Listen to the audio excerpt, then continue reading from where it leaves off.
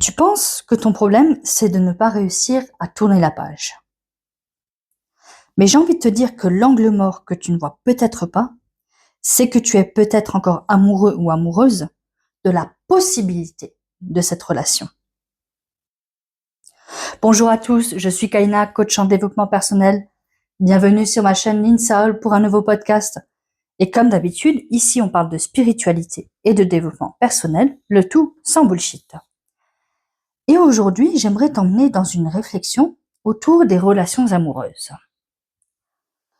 Parce qu'il y a une question que j'aimerais vraiment te poser. Est-ce que tu es encore amoureux ou amoureuse de cette personne? Ou finalement, de ce que tu espérais que cette relation devienne? Et attention, je ne parle pas forcément d'une personne que tu vas absolument récupérer. Parce que parfois, la relation, elle est terminée depuis longtemps. La personne, elle a continué sa vie, et toi aussi en apparence. Mais quelque part, il reste un petit peu ce petit oui mais. Tu sais, le fameux oui mais si il ou elle avait changé. Oui mais si il ou elle avait compris. Oui mais si on avait eu une autre période. Oui mais bon, je sais qu'au fond, il y avait quelque chose. Et c'est là que ça devient intéressant. Parce qu'on peut être parfois attaché, pas à la relation telle qu'elle était réellement, mais finalement à la relation qu'on imaginait qu'elle pourrait devenir. Et ça, j'ai envie de te dire, c'est très différent.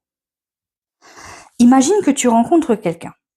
Au début, tu vois son potentiel, sa sensibilité, son intelligence, ses qualités. Et puis, par exemple, tu te dis, avec le temps, il ou elle va s'ouvrir.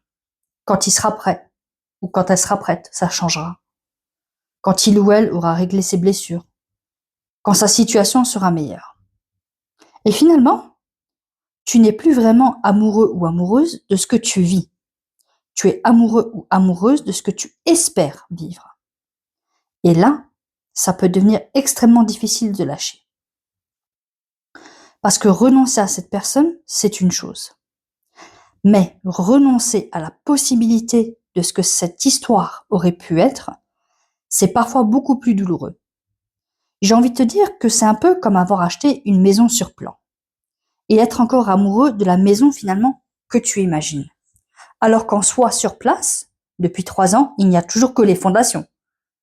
À un moment, j'ai envie de te dire, il faut peut-être regarder ce qu'il y a réellement devant toi et pas seulement le magnifique dessin que l'architecte il a pu te faire. Et je ne dis pas ça pour minimiser ce que tu as vécu, parce que certaines relations ont été réellement belles, certaines personnes ont réellement compté, et certaines histoires auraient pu fonctionner peut-être dans d'autres circonstances. Mais la question que j'aimerais t'amener à regarder, c'est finalement, est-ce que tu aimes ce qui existe réellement aujourd'hui, ou est-ce que tu nourris encore ce qui aurait pu exister? Parce qu'on peut facilement tomber dans il ou elle pourrait être tellement différent ou différente. Oui, mais il pourrait. Ce n'est pas il est. Et ça, c'est une distinction fondamentale. Parce que j'ai envie de te dire qu'une relation, elle se construit avec 2 personnes réelles. Et pas avec une personne réelle et une version potentielle de ce que cette personne, que tu attends depuis, je vais dire 5 ans. Et parfois, on se dit, mais je sens qu'il ou elle a un bon fond. J'ai envie de te dire peut-être. Et je sais qu'il ou elle m'aime quelque part. Là aussi, j'ai envie de te dire, peut-être. Je sais qu'il pourrait être ou qu'elle pourrait être incroyable. Là encore, peut-être. Mais j'aimerais te poser une question. Est-ce que, est-ce que cette personne telle qu'elle est aujourd'hui te convient? Pas demain, pas après sa thérapie, pas quand il ou elle aura compris, et pas quand cette personne, elle aura changé, ok? Aujourd'hui. Parce que c'est avec cette personne-là que tu vis aujourd'hui. Et ça ne signifie pas qu'une personne ne peut pas évoluer. Bien sûr qu'elle le peut. On évolue tous. Mais tu ne peux pas construire ta vie uniquement autour d'une évolution hypothétique de quelqu'un. Parce que sinon, tu risques de passer ton temps à attendre une version de cette personne qui n'arrivera peut-être jamais. Et pendant ce temps-là, ta propre vie, elle continue. Alors j'aimerais te poser une autre question. Qu'est-ce qui te manque réellement? Est-ce que c'est cette personne ou finalement ce que tu ressentais quand tu imaginais enfin obtenir la relation que tu espérais? Parce que parfois, ce n'est pas la personne qui nous manque. C'est le futur qu'on avait imaginé avec elle.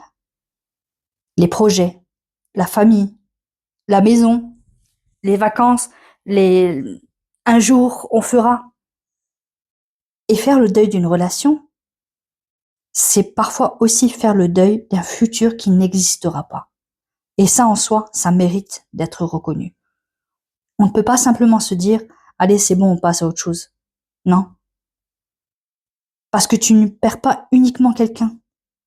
Tu peux perdre aussi une histoire que quelque part tu avais écrite dans ta tête. Et je trouve qu'il y a quelque chose de très important à comprendre là-dedans.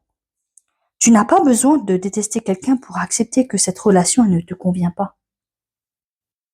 Tu peux aimer quelqu'un et finalement reconnaître que cette personne elle n'est pas capable de te donner ce dont tu as besoin. Tu peux reconnaître ses qualités et voir ses limites. Tu peux garder de bons souvenirs et décider de ne plus retourner dans cette dynamique. Tu peux même penser, je crois sincèrement que cette personne peut devenir quelqu'un de merveilleux. Et répondre, écoute, peut-être, mais je n'ai pas besoin d'attendre que cette personne le devienne pour choisir ma vie. Et ça, quelque part, c'est une forme de maturité émotionnelle. Alors aujourd'hui, j'aimerais que tu réfléchisses à une relation passée ou peut-être actuelle. Et demande-toi simplement, si je supprimais tout le potentiel que j'imagine chez cette personne, est-ce que je regarderais uniquement ce qu'elle me montre aujourd'hui? Est-ce que je choisirais encore cette relation? Pas ce que tu espères, d'accord? Pas ce que tu imagines, pas non plus ce que tu attends, ce qui existe réellement à l'instant T. Et observe ce que ta réponse provoque en toi. Parce que finalement, elle pourrait t'apprendre énormément de choses. Et peut-être que le véritable lâcher-prise, ce n'est pas cesser d'aimer, c'est d'arrêter d'attendre que la réalité devienne enfin conforme à ton espoir. Si cette réflexion a fait écho en toi, imagine un instant ce que nous pourrions mettre en lumière en séance. Parce que mon rôle n'est pas de te dire de quitter quelqu'un ou de rester avec, mais plutôt de t'aider à distinguer ce qui appartient à la réalité, à tes besoins, à tes blessures et aussi à tes projections, pour que tes choix amoureux puissent partir de ce qui est réellement là. Alors si tu sens que c'est ton moment, je serai ravie de t'accompagner et tu trouveras mon lien directement dans ma bio. Et rappelle-toi, parfois ce qui nous empêche de tourner la page n'est pas l'amour que l'on porte encore à une personne, c'est l'attachement à la version de l'histoire qu'on espérait vivre avec elle. Si ce type de podcast te plaît, n'hésite pas à t'abonner à ma chaîne, à mettre un j'aime, un commentaire et en attendant, je te souhaite une excellente journée.